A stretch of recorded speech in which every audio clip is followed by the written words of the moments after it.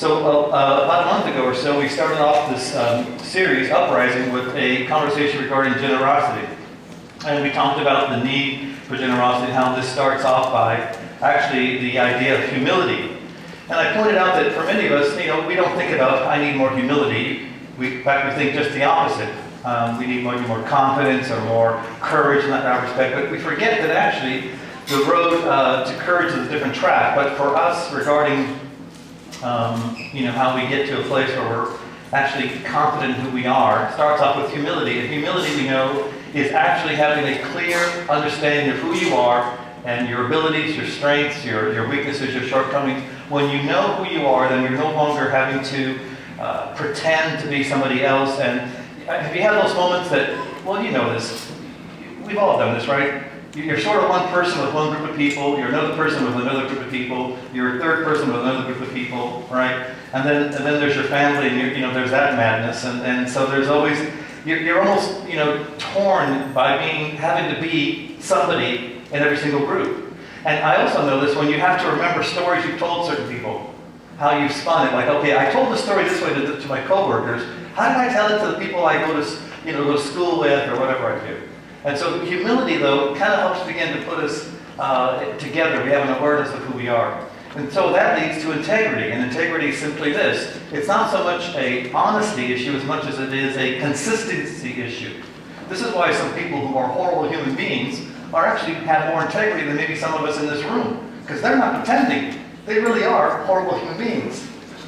But for many of us, we come here to church or we go to certain places and we, I've done it, you've done this, right? I'm put on my game face, I'm going to church. So we pretend to be like I actually care or I believe this stuff, And sometimes you're singing these songs and you're here with other people who seem to be experiencing God in a way that you're not experiencing, and you kind of smile like, I get that too. And you're like, no, I don't get this at all. I could have slept in and got more benefit out of the Sunday morning. Some of you are thinking that right now. So when a person has humility, that leads to integrity. I actually act the way I am on the inside. I'm no longer pretending. I no longer am trying to be somebody that other people are defining me by. I am who I am. And that leads to courage. And courage, we discovered, is not the absence of fear. Courage is just the absence of you. It's the absence of self. And courage seems to manifest itself in this way, where I take calculated risks for the sake of others. It's not reckless risks. It's not bungee jumping without checking the knots, but it's actually bungee jumping for the sake of others so that they care. I'll give you an example. I've said this many years. I've said it for many years. I've only done it for a week though. What I've done is that when someone loves you in a healthy way, it has a healing effect on your life. It makes you stronger. You begin to experience love for the first time in a way that's not weird and that doesn't have an agenda, and it begins to put your life back together. But when you choose to love somebody who is completely a mess, it makes you brave, because they can break your heart.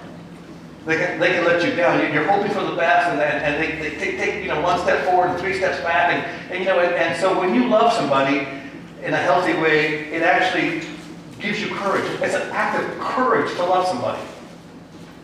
A friend of mine once said, I don't know, man, this whole marriage idea scares me. I don't know if I can do it. And that's why it's called taking the plunge, because you really right into the married life. It's an act of courage. It's when you get up there to say, I do.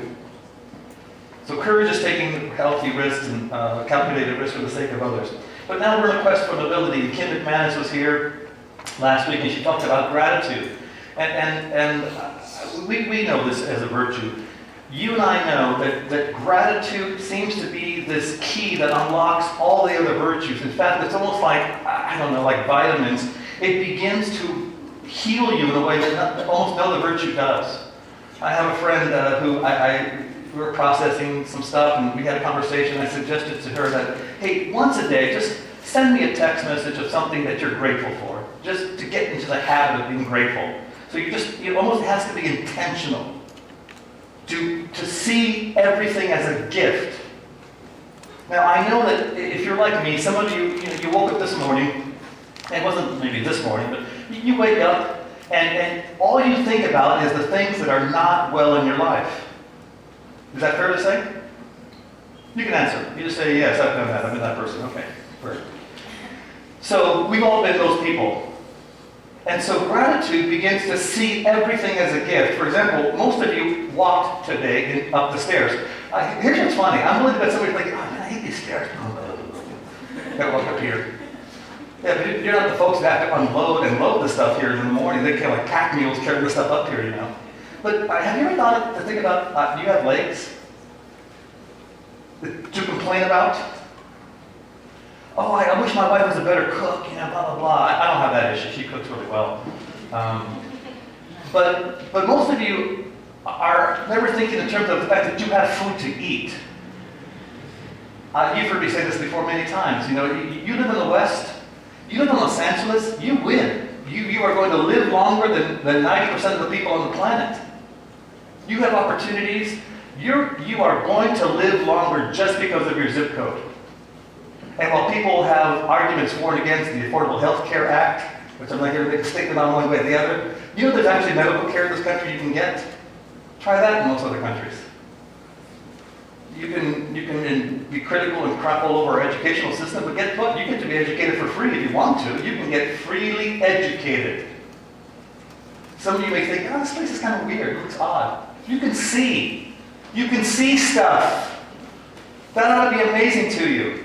How many of you, when you're on your cell phone, you're thinking, oh man, I can't believe this. Like, this is Dick Tracy stuff. You have a cell phone. Isn't that crazy? And how many of you are walking around with a chronic illness or constant pain right now? But what you're thinking about is how uncomfortable these metal chairs are. See, gratitude shifts your perspective. And by the way, you are not clever and we are not sophisticated to be negative. Well, I don't want to be Pollyannish. I'm a realist. No, you're a horrible human being. That's what you are. You have such a deficit mentality that you see everything as being bad and what you don't have. And it's a shift in your thinking that releases. Listen, gratitude is a shift in thinking that you have to do intentionally at first, and then you begin to see everything as a gift. And it begins to lead to wholeness, which is the subject I'm going to talk to you about. I'll give you quickly my little journey of gratitude, how I know this happened. My wife and I used to live in Uptown here, and we used to rent a little house before we moved into the house we were before, and then we moved back into Uptown. And so, you know, my wife and I, we had both decided that it was going to be, you know, the choice for us was that she would stay home and take care of the kids. The truth is nobody else wanted them. And so we, no school, there was no jail, nobody, so she drew the short straw and stayed home, and I went to work. And so here I was, we had one car. By the way, it was a used Mercedes. It was a Mercedes. We were upset we had one car. We only had one Mercedes. I can't believe my life is horrible. So, I hate my life! And so I had to take the bus to work. And so for a year, I would complain about our house isn't big enough. How come I don't have this? Why don't I have that? And those of you who are married, you know what it's like to sleep in a full bed when you're single. Like that's normal for a person, right? Generally, you're an adult, you sleep in a full bed, no longer a twin, right? You're an adult, you sleep in a full bed. Well, my wife and I, we slept in the full for years, and I used to say we don't move much, so we don't need a bigger bed. The truth is we couldn't. That we're just like mummies laying in our coffins. Good night, and then close the lid. Hopefully we wake up in the morning. But I had all sorts of reasons to complain about one thing or the other, the lack, and usually it wasn't the fact that I had too much money, I didn't know how to spend it, it was the lack of money. But my bus route that I took to work to LA in the mornings and then come back at night took me through 6th Street in the Skid Row district where all the missions are. Now, I wish I could tell you that I was so enlightened and such a good person that even a week into that I thought, oh my gosh, look at these people. You know, I would be upset that the bus was cold. And these people were waking up on the street. I was thinking about, oh man, I'm hungry. I'm going to have to eat that crappy McDonald's sandwich, but I'm going to eat it. And I'm thinking, what do these folks eat? I didn't maybe like the clothes that I was wearing because they weren't the latest thing. But, you know, it took a year to begin to notice my life in comparison to many, many, many men and women, the reality of their lives here in California, here in America. And I began to think, why should I have any of this? Why should I have anything good? Where is it written that I deserve any of this?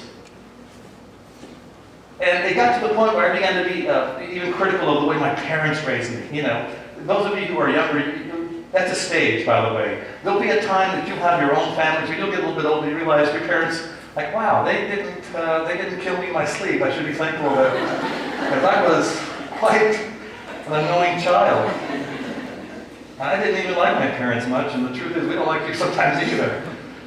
But I began to realize how much I'm grateful that my mom and dad came to this country. They left their culture, left their country, left their family to come to America to give us an opportunity.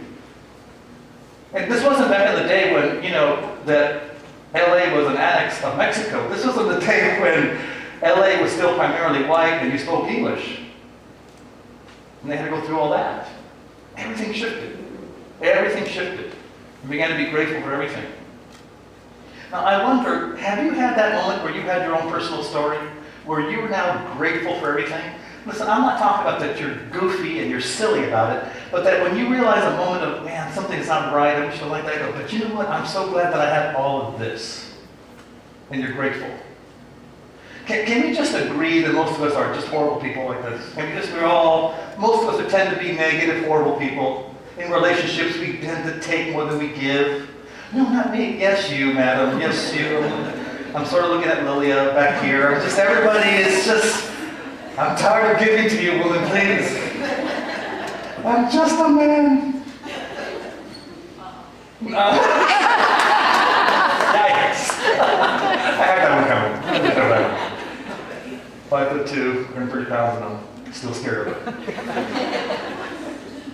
See, but the truth is that let's just agree to the fact that we're all mostly takers and ungrateful people.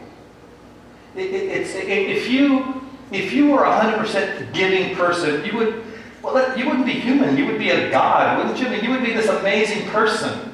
No one would know what to do with you because you'd be always giving. But you're not always 100% taking either. You're not that evil. So somewhere along the line, you probably take more than you give. You probably take more than you give. So let's just try to get it within spitting range, something doable. What if you just gave 51% and only took 49% of the time? Think about that in your relationships. I'm going to give just 1% more than I take. 1% more, the 1% solution. I'm just going to give 1% more than I take. I guarantee you will begin to make the world a better place. And if not for the world, certainly for you. You know, the funny thing is, often when you read the Old Testament and when one of the leaders does poorly, it seems as if the nation of Israel bears the consequences for the mistakes and the shortcomings for the leaders. Almost every single time.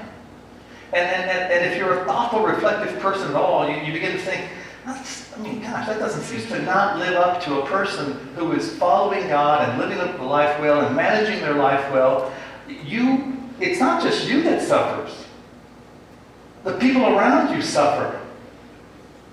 They may not tell you, but they're hoping that you would wake up and become a man. But that principle works for women as well. When you are not the woman that you were meant to be, it's not just you that somehow deals with the consequences of it. We lose as well. What if we simply agreed to give 1% more than we took in every situation, starting with our relationships at home, our family, our marriages, at work? I'll tell you how you know you're an ungrateful person. You don't have to raise your hand. Many of you wouldn't. I have to raise my hand. You have an arm to raise, madam. Be grateful. If you've ever said, I shouldn't have to do that, you're an ungrateful human being. If you ever said, that's not my job, why should I apologize first? You're an ungrateful person.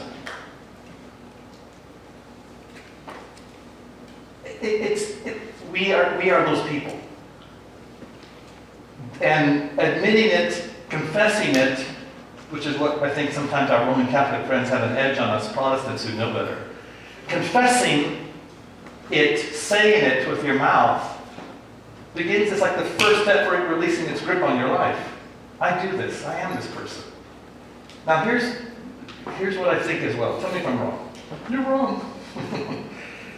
If you're pushing back on this, you're saying, that's not true, you don't know my life, I have actually had real issues. I'm not saying that you haven't had problems and you can have the right to be angry.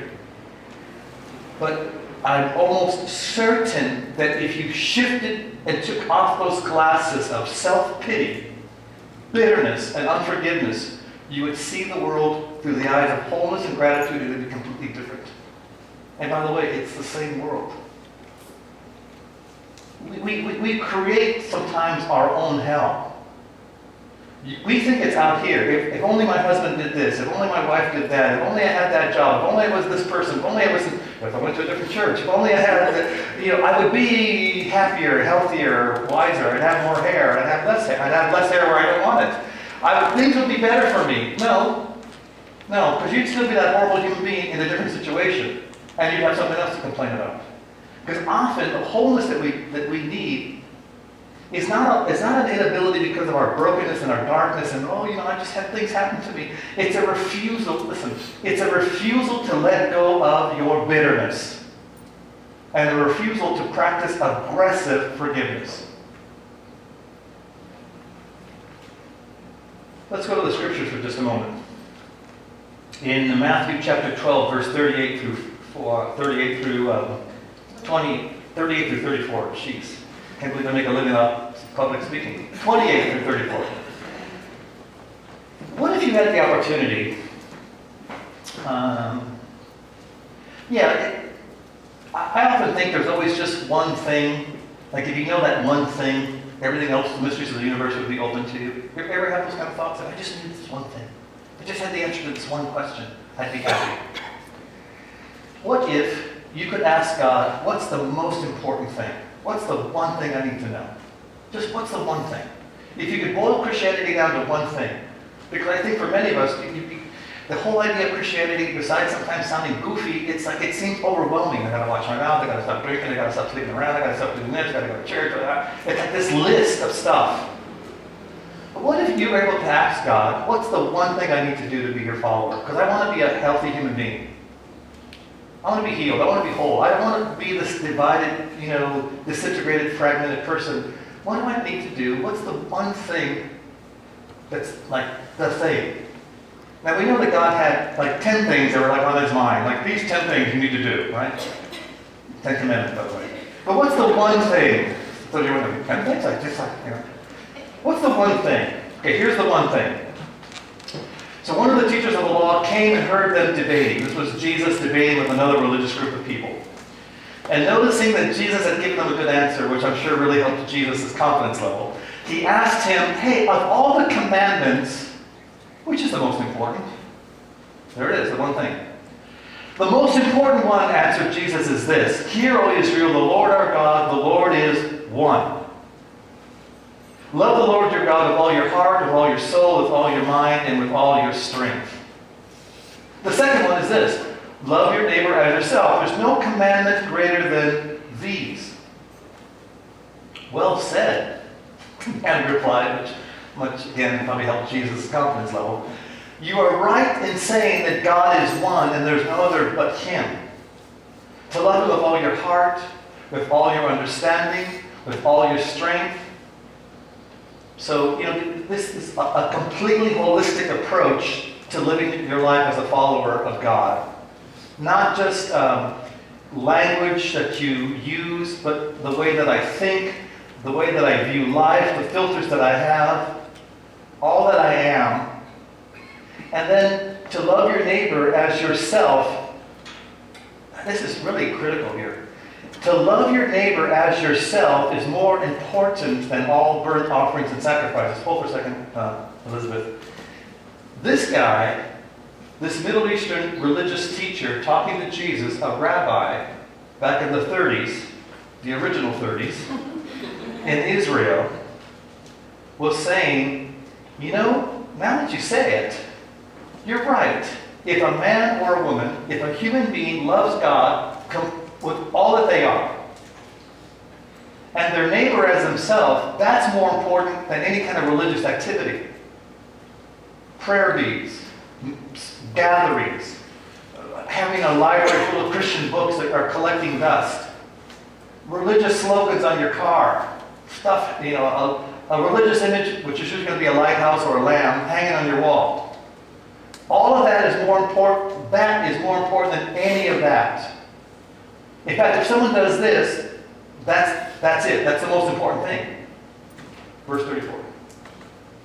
When Jesus saw that he had answered wisely, he said to him, "Wow, bro, you're not far from the kingdom." And then from then on, no one dared ask him any more questions. Speaking of Jesus.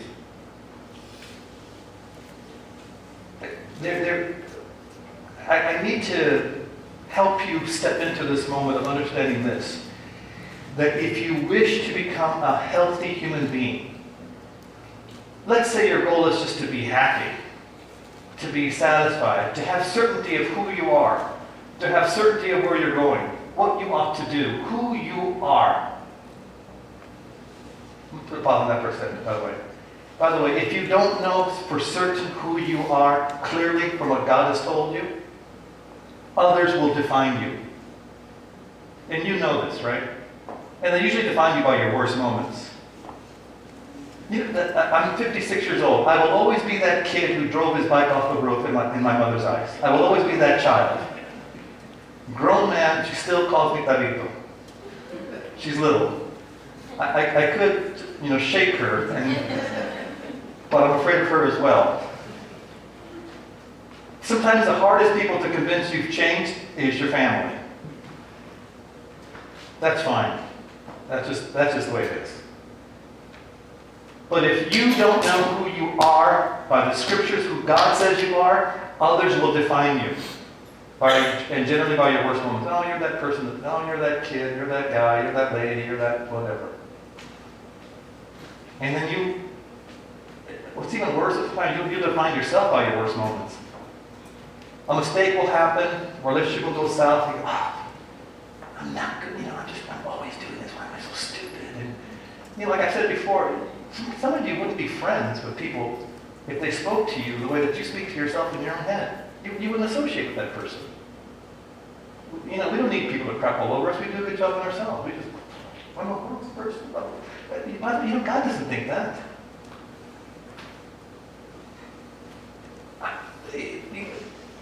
I think the thing that we forget is somehow that we're doing this to make sure he's not mad at us. When he's crossed the universe to tell you, I'm not mad at you. I love you. And I'm not letting you go. I refuse to let you go. And if you go, it'll be over my dead body, and then he dies for us. See, God is not angry. And if you're thinking, I need to do this so that he won't be mad at me, so he cuts me some slack, that's religious stuff. What this guy just pointed out is not necessary. So, back to what I said a moment ago. Nothing will lead you to health and wholeness and certainty, confidence, and defragging your head and your life like gratitude. Because it leads to wholeness. And I remember thinking at one time when I got married and my wife told me she was expecting. One of my first thoughts, I was 22, yeah. Oh my gosh, now how do I have to parcel out love for this kid that's coming in? It's a stranger. I'm not even sure I'm going to like him. What happens if he's ugly? Switch tags at the hospital. Harold, who is this Mexican baby? I don't know, Wilbur. Anyway, so the thing is that, and then what I didn't realize is that an ungrateful person sees everything as a zero-sum game. There's only so much. And that's why you become greedy and hoarding, and that's why you don't give your heart. This is not even about money. This is about you as a person. This is why you're stingy and you're fearful, because you think you're not going to have enough. Gratitude lets you realize there's enough for everybody. And so what I discovered having my son, it's not that I had to parcel out, okay, here's a pie, this love's for Lilia, this love's for me, and this love's for David. It was like all of a sudden, and you expand as a human being. So then when the second and the third came, I realized, you just have more capacity to love. Gratitude is critical to becoming whole. It begins to rebuild the divided self and the fragmented self. And you know what I'm talking about.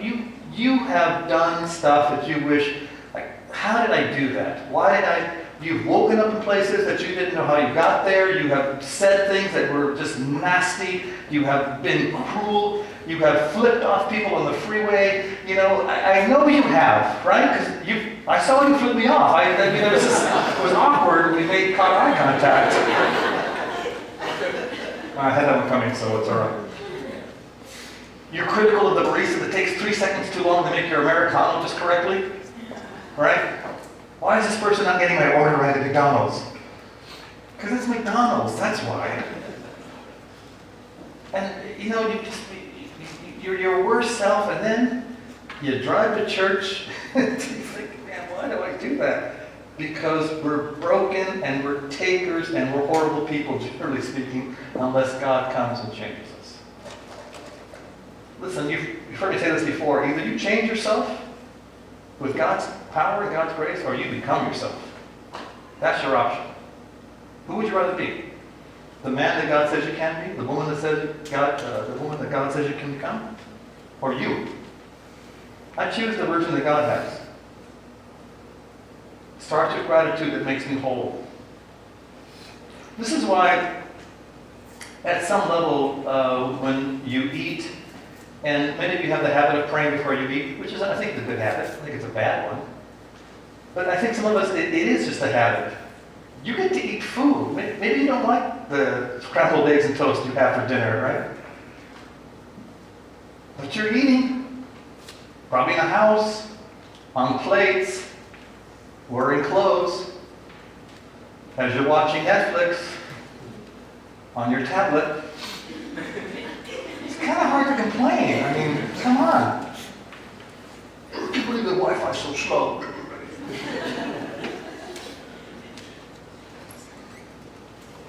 This is the key to inner healing. The key to wholeness is being grateful. And gratitude is, I think, one of the most important virtues. And by the way, if your character is the sum total of every decision you've made, it's time to be adults and to admit that the condition of my soul, the way that I see things, the way that I do things, you stop blaming your parents.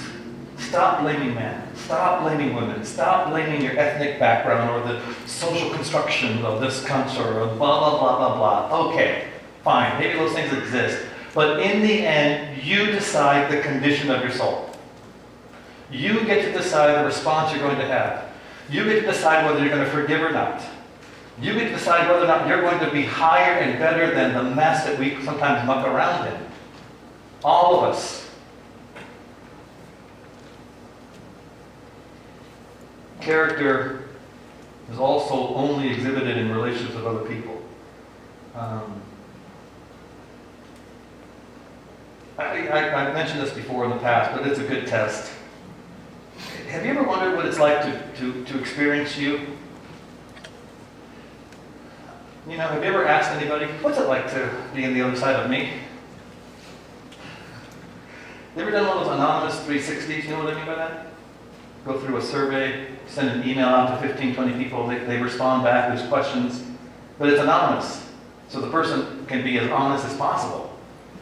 And it's compiled in the survey and they tell you, people don't like you much. And then you can try to get away with, well, if they only knew what I went through, I don't know if that matters. That wasn't my intention. It still happened, didn't it? See, what they're experiencing is your fragmentation. They're experiencing you actually taking more than giving. And in this case, for us as followers of Jesus, we're just stating that if you just do one, you don't even have to throw all of it all the way to 100, just 1%. Just give back 1% more than you take. Applying gratitude, leading to wholeness, determines the direction of your life. It is not others, It is not our culture. It is not this country. It doesn't matter who's going to be in the White House. None of that matters. In the end, you get to decide your destiny and the shape of your character, and if you want to shape it, start with gratitude that leads to wholeness. Start with gratitude, which leads to wholeness. Gratitude feeds the other attributes, the other virtues. Now I'm going to close with this. I'll say it again so that it's clear.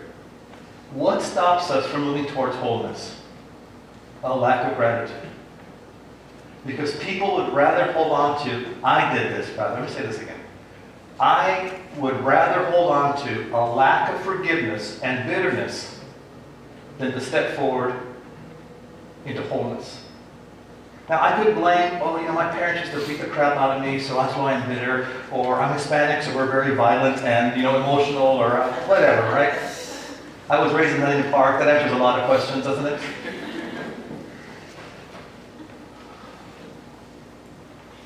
Yeah, well, it's you. You're the mess. I'm the mess. As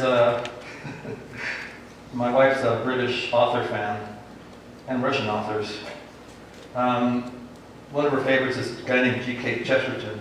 Kind of a blowhard because he's so smart. But anyway, the point is that a question in the paper in London back in the turn of the century, previous century, what's wrong with the world? What is wrong with the world? His response? One word. Me. Sincerely, G.K. Chesterton.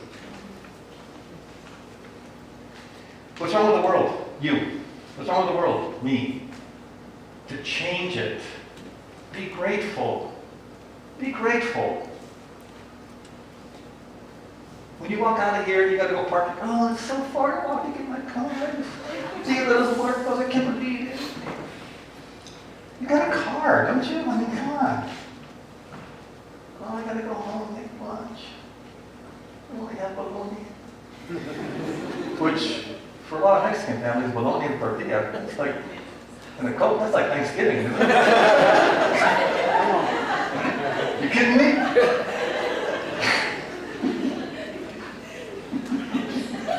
Some of you are laughing because I made that the other day. With mustard.